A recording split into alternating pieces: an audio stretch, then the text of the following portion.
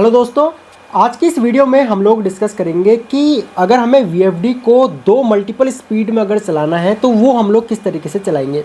एक तो हम लोग वीएफडी को 3 वायर कंट्रोलिंग जब हम लोग करते हैं तो हम लोग फॉरवर्ड और रिवर्स चला सकते हैं। फॉरवर्ड रिवर्स जो भी आप लोग चलाओगे वो आपका जो सेट फ्रीक्वेंसी होगा, जो भी आपने सेट फ्रीक्वेंसी रखा होगा वीएफडी में, उसी के अकॉर्डिंग वो चलता है। अगर आपने फॉरवर्ड में चलाया तो वो मैक्सिमम स्पीड जो भी फ्रीक्वेंसी के अकॉर्डिंग है वहाँ तक जाएगा।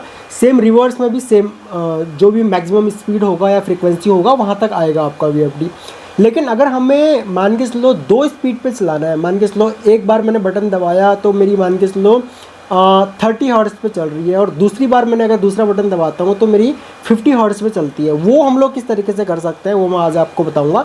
बाकी आप लोग आपका जो प्रीसेट होता है, यानी कि प्रीसेट बोलो या फिर पोटेंशियोमीटर जो होता है, उसको यूज़ करके भी आप लोग वीएफडी की स्पीड को वैरी कर सकते हो। मैंने सारे कनेक्शन यहाँ पे किए हुए हैं।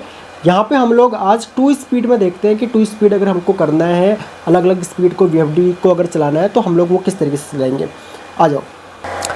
अब यहाँ पे देखिए, ये हमारी वीएफडी है। इसमें फ़िलहाल जो फ्रीक्वेंसी है वो 22 हर्ट्ज़ मेरे को दिखा रहा है, ठीक है। बाकी मैं इसकी फ्रीक्वेंसी को पोटेंशियोमीटर की हेल्प से बढ़ा भी सकता हूँ, ओके। तो यहाँ पे देखो, ये मैक्सिमम फ्रीक्वेंसी है जो कि सेट की हुई है वीएफडी में 50 हर्ट्ज़। हम लोग इसको बढ़ा भी सकते हैं, वो मैं पुराने लेक्चर्स में बता चुका हूँ आपको कैसे बढ़ेगा ये। तो मान के चलो मैं इसकी फ्रीक्वेंसी अभी कर देता हूँ यहाँ पे लगभग 30 के आसपास। ये मैंने 30 के आसपास यहाँ पे फ्रीक्वेंसी कर दी है। अब अगर मैं यहाँ पे मेरे पास दो बटन है, ठीक है, फॉरवर्ड और रिवर्स के लिए, और ये स्टॉप के लिए है। देखो, एक बार मैं अगर ये बटन को दबाता हूँ तो मोटर हमारी चल गई। जो हम लोगों ने पोटेंशियोमीटर से जो फ्रीक्वेंसी सेट करी थी उस फ्रीक्वेंसी पे मोटर चल रही है। स्टॉप करेंगे तो स्टॉप हो जाएगी। और ये जो टाइम ले रहा है ना मैक्सिमम टू 0 आने में, इसको डी एक्सीलरेशन टाइम बोलते हैं, ठीक है। दूसरे बटन को अगर हम लोग प्रेस करते हैं यहाँ पे, अच्छा ये देखो, तो मोटर हमारी दूसरी डायरेक्शन में चलनी स्टार्ट हो जाएगी। अब यहाँ पे ये मैंने एक यहाँ पे लगाया हुआ है अपना यहाँ पे सिलेक्टर स्विच। मान के चलो मैं सिलेक्टर स्विच को यहाँ पे घुमा देता हूँ तो अब यहाँ पे देखो हमारी फ्रीक्वेंसी ऑटोमेटिक यहाँ पे 50 हर्ट्ज़ हो गई है। अब जो हमारी मोटर चलेगी वो 50 हर्ट्ज़ पे चलेगी। अब वो 30 हर्ट्ज़ पर नहीं चलेगी। जो हमने पोटेंशियोमीटर पे 30 हर्ट्ज़ लगभग सेट किया था, अब हमारी मोटर उस पर नहीं चलेगी। अगर मैं पोटेंशियोमीटर को भी यहाँ पे घुमाता हूँ, देखो पोटेंशियोमीटर भी हमारा यहाँ पे अब काम नहीं करेगा, ठीक है। और सेम अगर हम लोग रिवर्स में चलाएंगे तो रिवर्स में भी सेम इसी तरीके से चलेगी, ठीक है। ये फॉरवर्ड रिवर्स बटन उल्टे हो रखे हैं तो वो आप लोग देख लेना, ठीक है। तो देखो मोटर का डायरेक्शन चेंज हो गया, अभी भी हमारा ये 50 हर्ट्ज़ पे ही है। अगर मैं यहाँ पे इसको बंद कर देता हूँ तो ये अगेन जो भी इसका अभी मैंने पोटेंशियोमीटर को छेड़ा था तो इसलिए यहाँ पे 25 हर्ट्ज़ आ गया। तो यहाँ पे देखो अब हमारी मोटर 25 हर्ट्ज़ पे चलने लग गई। अब हम लोग यहाँ से इसको स्टॉप कर सकते हैं। तो ये किस तरीके से होता है, वीएफडी के टर्मिनल्स होते हैं। यहाँ पे मैं आप लोगों को दिखा दूँ तो आपको यहाँ पे देखने को मिलेगा, ठीक है, D1, D2, D3 and D4, D5, okay. तो ये डिपेंड करता है, अगर आप लोग अलग अलग मैन्युफैक्चरर्स की वीएफडी ले रहे हो तो उसमें ये जो टर्मिनल नंबर हैं ये अलग भी हो सकते हैं, लेकिन जो मेथड है वो सभी वीएफडीज़ में सेम होता है। तो यहाँ पर D1, D2, D3, D4 and D5 पे मैंने सब में कनेक्शन किए हुए हैं। अब मैं आपको बता देता हूँ कि इनके कनेक्शन मैंने किस तरीके से किए हुए हैं, फिर मैं पैरामीटर आपको बताऊँगा कि पैरामीटर हम लोगों ने किस तरीके से इसके चेंज किया है। ये इस वीएफडी का मैनुअल है। मैं अक्सर आप लोगों से बोलता हूँ कि आप लोग मैनुअल ज़रूर रीड किया कीजिए। जितना आप लोग किसी वीडियो से नहीं सीखोगे ना, उससे ज़्यादा आप लोग मैनुअल को रीड करके सीखोगे, ठीक है। तो मैनुअल रीड करना बहुत ज़रूरी है, मैनुअल आप लोग ज़रूर रीड किया कीजिए। तो यहाँ पे देखो ये पैरामीटर दिया हुआ है वीएफडी में कि अगर आपको यहाँ पे अगर आप लोग देखोगे D1 जो इसका टर्मिनल है उसके पैरामीटर अगर आपको सेट करने हैं तो यहाँ पे हमारे पास टोटल जो ऑप्शन है 51 ऑप्शंस है। 51 ऑप्शंस हम लोग यहाँ पे D1 के लिए सिलेक्ट कर सकते हैं, सेम D2 के लिए, और same D3, D4 and D5। अब यहाँ पे हम लोग देखते हैं कि हमने इनके लिए क्या क्या सेलेक्ट करके रखा हुआ है, ठीक है। तो मैं एक काम करूँगा, यहाँ पे प्रोग्राम पे क्लिक करूँगा, ये मेरा पैरामीटर मेन्यू आ गया, ठीक है। उसके बाद हम लोग यहाँ पे क्या काम करेंगे, मुझे पैरामीटर सेट करने हैं, इनपुट टर्मिनल्स के पैरामीटर सेट करने हैं। तो P4 है इसके लिए, ठीक है। P4 देखिए यहाँ पे लिखा हुआ है। तो यहाँ पे मैं 4 पे जाऊँगा सबसे पहले, P4, उसके बाद एंटर करूँगा। फिर यहाँ पे कह रहा है कि भाई किसके लिए सेट करना है, P00 जो है वो डिजिटल इनपुट 1 के लिए। तो डिजिटल इनपुट 1 का अगर मुझे पैरामीटर सेट करना है तो मैं यहाँ पे एंटर करूँगा, यहाँ पे फ़िलहाल 1 है। 1 का मतलब यहाँ पे इसमें लिखा हुआ है कि फॉरवर्ड रन एंड फॉरवर्ड यहाँ पे और रन के लिए, फॉरवर्ड रन का ये पैरामीटर है, फॉरवर्ड में चलेगी इससे मोटर हमारी। एंटर कर देते हैं। 2 जो पैरामीटर है यानी कि यहाँ पे P402 ये 1 है। ओके, अच्छा 1 में हमारा 2 है।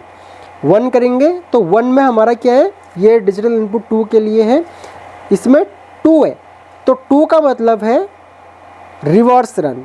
ओके, तो इसको भी हम लोग एंटर कर देते हैं और 3 में जाते हैं। 3 में यहाँ पे 12 दिया हुआ है। ठीक है, तो यहाँ पे हमारा जस्ट मिनट, ये 00 था, 01 में 2 है, ये डिजिटल इनपुट 2 के लिए है। ठीक है, 01। उसके बाद हम लोग 02 पे जाते हैं। तो 02 जो है टर्मिनल 3, इसको अगर हम लोग यहाँ पे क्लिक करते हैं तो यहाँ पे 3 लिखा हुआ है। 3 का मतलब है कि हम लोग यहाँ पे 3 लाइन कंट्रोल कर रहे हैं। इसका मतलब यहाँ पे हम लोग फॉरवर्ड, रिवर्स और स्टॉप, ये 3 वायर कंट्रोलिंग हम लोग कर रहे हैं। इसीलिए मैंने VFD को बताया है कि भाई हम लोग जो वायरिंग कर रहे हैं वो 3 लाइन कंट्रोलिंग कर रहे हैं। ठीक है, तो ये पैरामीटर सेट करना जरूरी है। अगर आप लोग 2 वायर कंट्रोल कर रहे हो, 3 वायर कंट्रोल कर रहे हो तो आपको VFD को बताना पड़ेगा। उसके बाद डी, यहाँ पे देखो डिजिटल इनपुट 4 और डिजिटल इनपुट 5 में देखो हमने क्या डाला हुआ है। मैं यहाँ पे डिजिटल पैरामीटर 4 पे आया। ठीक है, और उसके बाद मैं एंटर करूँगा तो यहाँ पे मैंने 39 डाला हुआ है। 39 बोलता है switch over between man frequency source x and preset frequency. तो जो भी इस VFD का प्रीसेट फ्रीक्वेंसी है, यानी कि जो भी हमने मैन फ्रीक्वेंसी इस पर डाला हुआ है कि भाई 50 हर्ट्ज रहेगा प्रीसेट, या फिर जो पोटेंशियोमीटर है, पोटेंशियोमीटर को भी हम लोग मिनिमम 0 पे कर सकते हैं, मैक्सिमम 50 हर्ट्ज पे कर सकते हैं, क्योंकि मैंने इसकी मैक्सिमम फ्रीक्वेंसी 50 हर्ट्ज डाली हुई है। अगर मैं 60 हर्ट्ज कर देता तो इसकी मैक्सिमम फ्रीक्वेंसी हम लोग पोटेंशियोमीटर से 60 हर्ट्ज तक लेके जा सकते थे। ठीक है, और मोटर भी हमारी सेम 60 हर्ट्ज पर जा सकती थी। और अगेन मैं यहाँ पे जो हमारा सेलेक्टर स्विच है, सेलेक्टर स्विच को अगर मैं रोटेट करता तो मोटर हमारी 60 हर्ट्ज पे चलने लग जाती। तो मैं यहाँ पे एंटर करता हूँ। P45 जो है इसको मैंने 34 रखा हुआ है। 34 कहता है फ्रीक्वेंसी मॉडिफिकेशन इनेबल। अगर मुझे फ्रीक्वेंसी को मॉडिफाई करना है तो वो यहाँ पे मैं कर पाऊँगा। ठीक है, देखो आप लोग, हम लोग एंटर करते हैं, प्रोग्राम से एग्जिट हो जाते हैं। ठीक है, मैं यहाँ पे एक काम करता हूँ, मोटर को चलाता हूँ। ये मोटर हमारा चल गया है। ठीक है, पोटेंशियोमीटर को हम लोग यहाँ पे रोटेट करते हैं। देखो हमारा पोटेंशियोमीटर यहाँ पे काम कर रहा है इजीली। ठीक है, मोटर का स्पीड कम ज़्यादा हो रहा है। और यहाँ पे मैंने सेलेक्टर स्विच को रोटेट कर दिया। ठीक है, अभी भी आप लोग देखो तो यहाँ पे हमारा जो पोटेंशियोमीटर है, पोटेंशियोमीटर हमारा यहाँ पे काम करेगा। ठीक है, अगर मैं यहाँ पे मान के चलो इसको, जो हमारा सेलेक्टर स्विच है, सेलेक्टर स्विच को अगर मैं अब यहाँ पे रोटेट कर देता हूँ तो अब हमारा मोटर जो है वो 50 हर्ट्ज पे चलेगा। ठीक है, तो इस तरीके से आप लोग डबल स्पीड पे मोटर को चला सकते हो। आपको नॉर्मल स्पीड रखना है, जो भी आपने पोटेंशियोमीटर से रखा हुआ है वो आप लोग कर सकते हो। पोटेंशियोमीटर नहीं भी लगाना है तो भी आप लोग सिंपली एक बार जो VFD का इनबिल्ड पोटेंशियोमीटर है उससे आप लोग फ्रीक्वेंसी कम ज़्यादा कर लो। उसके बाद आप लोग सिंपली फॉरवर्ड रिवर्स के बटन दबाओगे तो आपका मोटर जो है वो सेम स्पीड पे चलेगा, जो भी आपका यहाँ पे आपने पैनल पोटेंशियोमीटर से सेट किया होगा।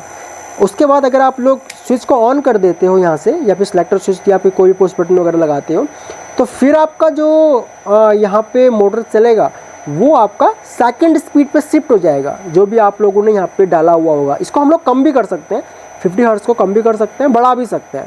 ठीक है, तो इस तरीके से मोटर को आप लोग 2 स्पीड में चला सकते हो। बाकी कोई भी डाउट हो अगर आप लोगों का इस टॉपिक से रिलेटेड तो आप लोग वीडियो के नीचे कमेंट करके मुझसे पूछ सकते हो। और अगला वीडियो आप लोगों को किस टॉपिक के ऊपर चाहिए वो भी आप लोग मुझे कमेंट करके बता सकते हो। सो इस वीडियो लेक्चर में इतना ही। Thanks for watching. मिलते हैं अपने नेक्स्ट वीडियो लेक्चर में।